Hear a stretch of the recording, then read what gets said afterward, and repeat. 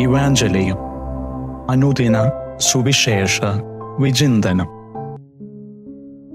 ക്രിസ്തുവിൽ സ്നേഹം നിറഞ്ഞ മാതാപിതാക്കന്മാരെ, സഹോദരി സഹോദരന്മാരെ, നാം ധ്യാന വിഷയമാക്കുന്നത് വിശുദ്ധ മത്തായി എഴുതിയ സുവിശേഷം 10-ാം അധ്യായം 7 മുതൽ 15 വരെയുള്ള വാക്കുകളാണ്.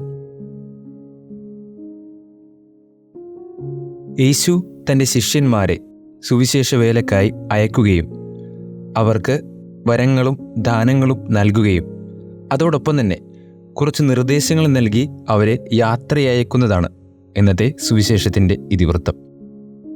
കുറച്ച് നാളുകൾക്ക് മുമ്പ് യൂട്യൂബിൽ കണ്ട മനോഹരമായ ഒരു ചെറിയൊരു വീഡിയോ ഇപ്രകാരമാണ്. The boy and his friends എന്നാണ് ആ വീഡിയോയുടെ പേര്. ഒരു കുട്ടി തൻ്റെ കൂട്ടുകാരൊക്കെ കളിച്ചുകൊണ്ടിരിക്കുന്ന സമയത്ത് മാറി നിന്ന് കരയുകയാണ്. എന്നിട്ട് അവൻ കരഞ്ഞുകൊണ്ടിരിക്കുമ്പോൾ അവൻ്റെ അടുത്തേക്ക് ഒരു കൂട്ടുകാരൻ വന്നിട്ട് ചോദിക്കുന്നുണ്ട്, എന്തിനാണ് നീ കരയുന്നത്? ഉടൻ തന്നെ അവൻ പറയുന്ന മറുപടി ഇപ്രകാരമാണ്: ഞാൻ എൻ്റെ കൂട്ടുകാരേക്കൊന്ന് നോക്കുകയായിരുന്നു. അവർക്കൊക്കെ എന്തോരം കഴിവുകളാണ്. ചിലരൊക്കെ വരയ്ക്കുന്നു, ചിലരൊക്കെ പാടുന്നു, ചിലരൊക്കെ ഡാൻസ് കളിക്കുന്നു, നല്ല രീതിയിൽ കമ്പനി അടിക്കുന്നു. എനിക്കാണെങ്കിൽ ഇതിനൊന്നും സാധിക്കുന്നില്ലല്ലോ എന്നോർത്ത്. ഉടൻ തന്നെ അവൻ പറഞ്ഞ മറുപടി ഇപ്രകാരമാണ്: എടാ, ഈ കൂട്ടുകാരും ഈ പിള്ളേരുമൊക്കെ ഇന്നിവിടെ കൂടുകയും ഒരുമിച്ചിരുന്ന് കളിക്കുകയും ചിരിക്കുകയുമൊക്കെ ചെയ്യുന്നുണ്ടെങ്കിൽ നീ അവരെല്ലാവരെയും ഒരുമിച്ച് കൂട്ടിയത് കൊണ്ടല്ലേ ഇതൊക്കെ സാധ്യമായത്. അതല്ലേടാ നിൻ്റെ ഏറ്റവും വലിയ ഗുണമെന്ന്. സ്നേഹം നിറഞ്ഞവരെ, ക്രിസ്തുവിൻ്റെ സുവിശേഷം ഒപ്പമുള്ളവരോടും കൂടെയുള്ളവരോടും പറയാൻ വേണ്ടി നിയോഗിക്കപ്പെട്ടവരാണ് ക്രിസ്ത്യാനികളായ നാം ഓരോരുത്തരും. പ്രത്യക്ഷത്തിൽ നമുക്ക് ക്രിസ്തു തന്ന കഴിവുകളില്ലെന്ന് തോന്നിയേക്കാം. എങ്കിലും ഏതെങ്കിലും ഒരു വ്യക്തി വിഷമിച്ച് സങ്കടപ്പെട്ടിരിക്കുമ്പോൾ അവൻ്റെ അടുത്ത് ചെന്ന് പോസിറ്റീവായിട്ടുള്ള കുറച്ച് വാക്കുകളൊക്കെ ക്രിസ്തുവിനെ പ്രതി നീ സംസാരിക്കുമ്പോൾ അവിടെ നീ മരിച്ച ഒരുവനെ ഉയർപ്പിക്കുകയാണ്.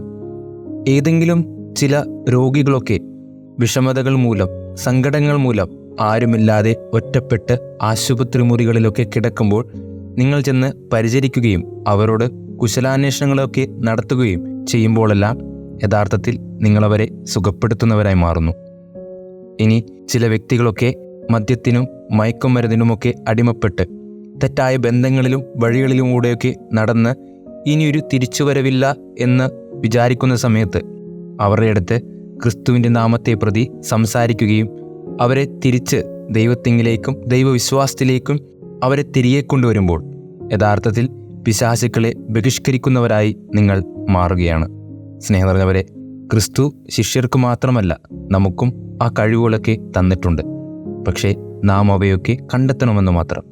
നാം ചെയ്യുന്ന ഓരോ ചെറിയ പ്രവൃത്തികളിലും ദൈവത്തെ പ്രതി നാം ചെയ്തു തുടങ്ങുമ്പോൾ ആ കുഞ്ഞു കാര്യങ്ങൾ വലിയ കാര്യങ്ങൾക്ക് കാരണമായി തീരുകയാണെന്ന കാര്യം മറക്കാതിരിക്കാം. സ്നേഹം നിറഞ്ഞവരെ, വലിയ കാര്യങ്ങൾ ചെയ്യുന്നതിലല്ല, കുഞ്ഞു കാര്യങ്ങൾ വലിയ വിശ്വസ്തയോടെ ചെയ്യുന്നവനാണ് ക്രിസ്തുവിൻ്റെ മുൻപിൽ ഏറ്റവും നല്ലവനെന്ന കാര്യം മറക്കാതിരിക്കാം. അതിനായി പ്രയത്നിക്കാം. ക്രിസ്തുവിൻ്റെ ഹൃദയത്തിൽ വഹിച്ചുകൊണ്ട് കാണുന്നവരിലും കണ്ടുമുട്ടുന്നവരിലും ദൈവത്തെ പകർന്നു കൊടുക്കുന്ന നല്ല ശിഷ്യരായി മാറാൻ, ക്രിസ്തു ആഗ്രഹിക്കുന്ന പോലത്തെ സുവിശേഷ പ്രഘോഷണം നടത്താൻ നമുക്ക് ശ്രമിക്കാം. അതിനായി ദൈവം നമ്മെ സമൃദ്ധമായി അനുഗ്രഹിക്കട്ടെ. ആമേൻ.